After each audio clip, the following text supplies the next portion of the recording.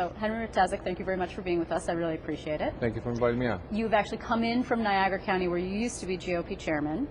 And we are actually here in downtown Buffalo in the Ellicott building, which happens to be owned by Carl Palladino, although he's not here. So that's why it looks this. We have this unusual background. We're sort of interloping in Buffalo. That's why Beautiful we're here. old building. It is a very beautiful building, and I've been here frequently. The Democrats, of course, of Erie County are headquartered here, and there are a lot of political events here. So no stranger to this building.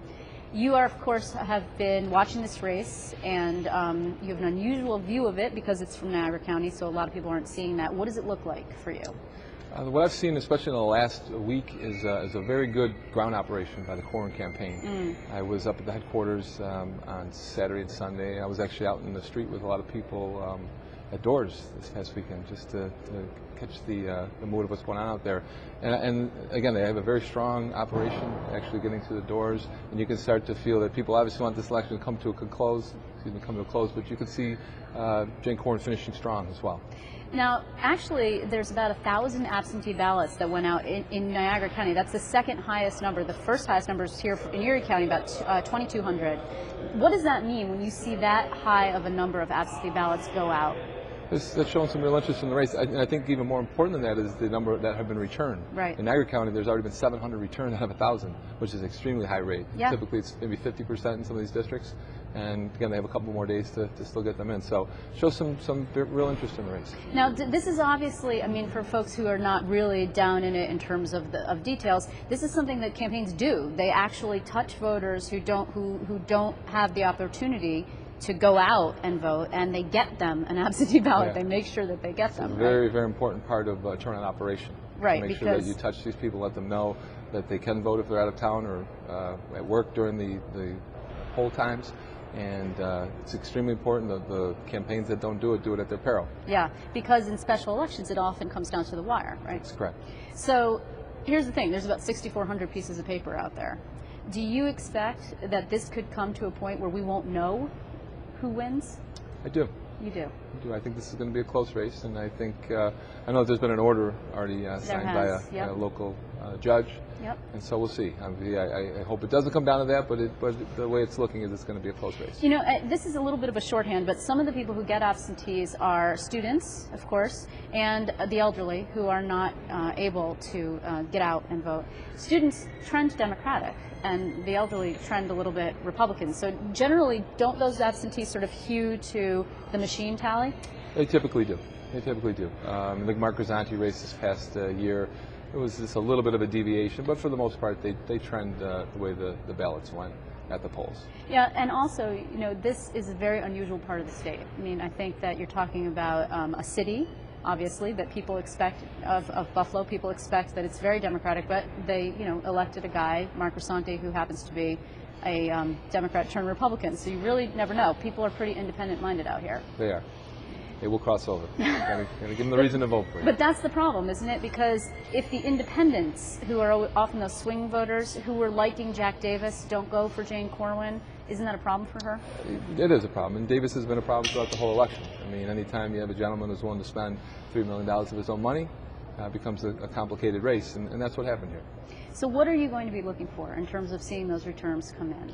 We're going to look for, especially in Niagara County, some of the more Republican districts where, you know, Jane Corwin should carry those areas. Some of the areas that Senator Maziarz was pretty strong, and he's been out there and been very active in campaigning for Jane Corwin. Right. So that's what we'll be looking to. I was already getting some preliminary numbers. The turnout seems pretty high in some parts of our county. Oh, what are you hearing? In some places like Pendleton and Lockport, the turnout's already over 25% as of 3 o'clock this afternoon, which is just significantly higher than some of the other elections that we've had here. Yeah. Do you think that's because of the interest, the outside interest, all of that national money that was pouring in and all those wall-to-wall ads? I think it's yes. I think the awareness has been raised. I mean, most people aren't used to voting in the springtime. A lot of the people I've talked to in the last couple of days, they were getting their pool put in, they're doing many other things, and weren't thinking about voting. But again, a lot of people have been bombarded with these ads, and a lot of the turnout effort has been successful to get people to the polls. This district, like many districts, in fact, pretty much all of them in New York, was gerrymandered. Not necessarily a bad thing. I mean, there's a reason why that happens. I have heard from the Democrats that voters, after seeing all these ads and getting all this information, showed up at the polls and wanted to vote and were turned away because they don't actually live in the district. Did you hear that as a problem for the Republicans? Yes, we have heard that, yes. So it has to be pretty frustrating then, because people aren't able to vote. They'd like to cast a vote, and they are not able to do so. That's correct. There's a little bit of talk in terms of this being a referendum on the House Republicans, on the Medicare proposal put forth by Paul Ryan of Wisconsin. Do you believe that that's what this is? I do not. I mean, certainly it's played a role in this campaign. You can't deny that it's played a role. And I've heard that from many of the voters that I've spoken to, as many people in our community. And so they've looked at the issue, and it may affect their vote. I just think there's too many other factors in this race. And again, I mentioned the one before, Jack Davis. Anytime you get a gentleman coming in spending $3 million, bombarding the airwaves and going on some of the rampage out there, it's going to affect the vote. So you can't just point to one factor or the other. Again, it's something that people are looking at this race. It's certainly become part of the campaign. But it's not a referendum, as far as I can tell out there. What do you hear from people, local people, who talk to you about all of these folks who are door knocking? When you're out there door knocking, do they say, I've been seeing people from Steny Hoyer's district, he's from Maryland, there are people here from Washington, D.C., there are people from all over the place. Does that work? Does someone from out of a district carrying a message work for a voter? I will say at the doors, now was a nice weekend here on Saturday and Sunday. I will say most of the people at the doors were very pleasant. They weren't upset people at the doors. By the same token, the people on the phones, there have been a lot of phone calls from all three campaigns, so let's face it. And I think the phone campaign is something that people receive quite a bit of phone calls. But again, a lot of them understood it, and a lot of people just said, look, I'm going to get out and vote, but you don't need to call me anymore. I know it's not something that you probably want to think about, but assuming things don't go your way, your meaning the Republicans writ large, there's going to be a lot of finger pointing. In local Republican circles, there's a lot of talk already, whose fault it will be. Do you think that there will be a coup attempt on the leadership in any of these counties? I don't. Look, as with a lot of campaigns out there, there's certain things you wish you would have done, certain things you wish you didn't do. I think Jane Cornyn, even herself yesterday, said she wishes she would have gone back on the attack relative to the Medicare ads earlier on. Right. So, certainly there's some things that you'll look at, and they always look better in hindsight.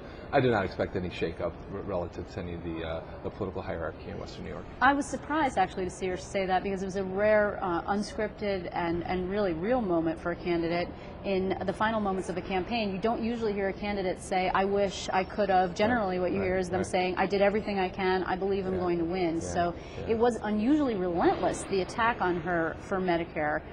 Do you think it was fair? I don't.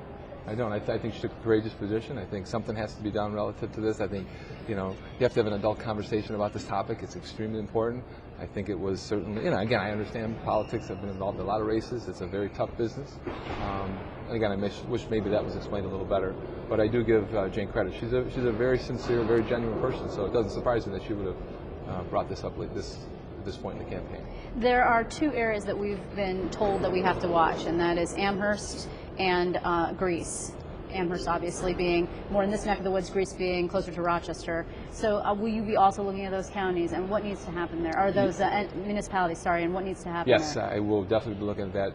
Amherst is important. Amherst is almost a 50-50 town, but it's trended Democratic in the last few elections. I hope that Jane's able to do pretty well there. Greece has had a great turnout for Republican candidates in the past few cycles.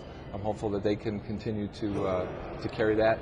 And also, of course, we're looking at Niagara County. We have a fairly significant portion of the district, over 100,000 people, and we believe if we can hold our own and win Niagara County, there's a very good chance that Jane can become the next congressperson. Well, it is also a very good chance that we will have no idea this evening, or maybe we will. Because it's a special election, things are very difficult to call. So I want to thank you very much for coming in, for driving in to speak to us. Henry Wojtaszek, it's great to see you. Great to see you. Thanks for having me on. My pleasure.